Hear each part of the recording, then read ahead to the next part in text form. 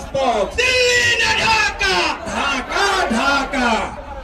সংগ্রামী উপস্থিতি, এই মুহূর্তে আপনাদের মাঝে কথা বলার জন্য আমরা ডেকে নিচ্ছি জাতীয় নাগরিক পার্টির সাভার উপজেলার যুগ্ম সমন্বয়কারী শিউলি আপাকে।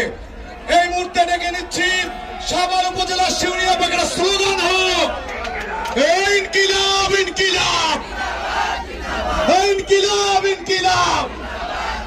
শিউলি আপার ভয় নাই।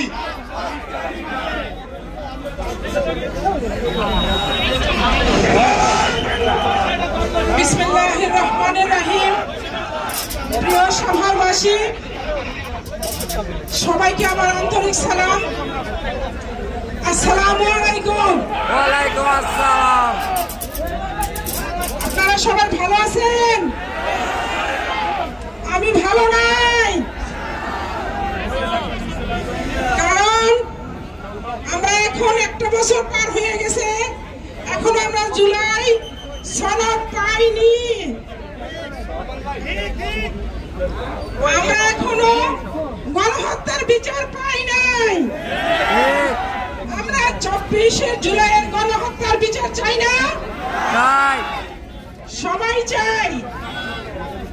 যতদিন পর্যন্ত এই হত্যার বিচার না হবে ততদিন পর্যন্ত আমরা এই জুলাই করে রাখবো রাজপথ।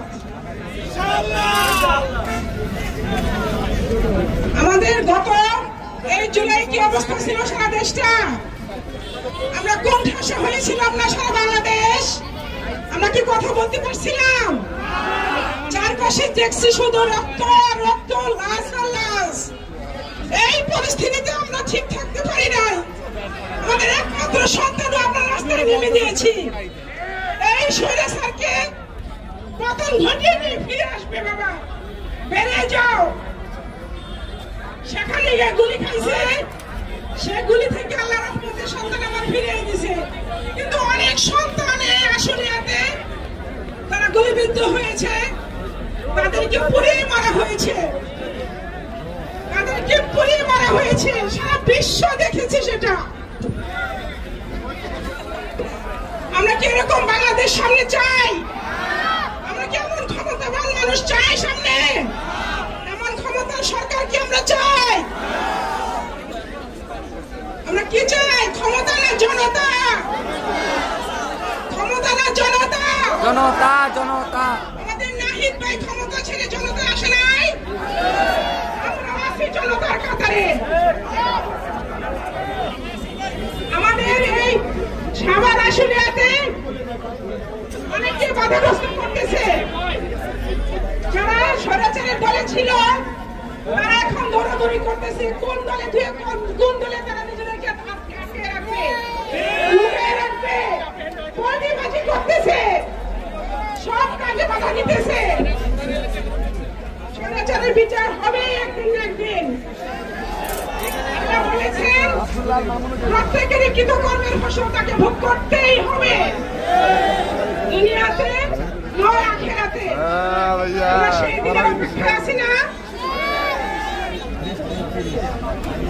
আমরা আবার চাঁদাবাদ মুক্ত দেশ চাই, সন্ত্রাস মুক্ত দেশ চাই।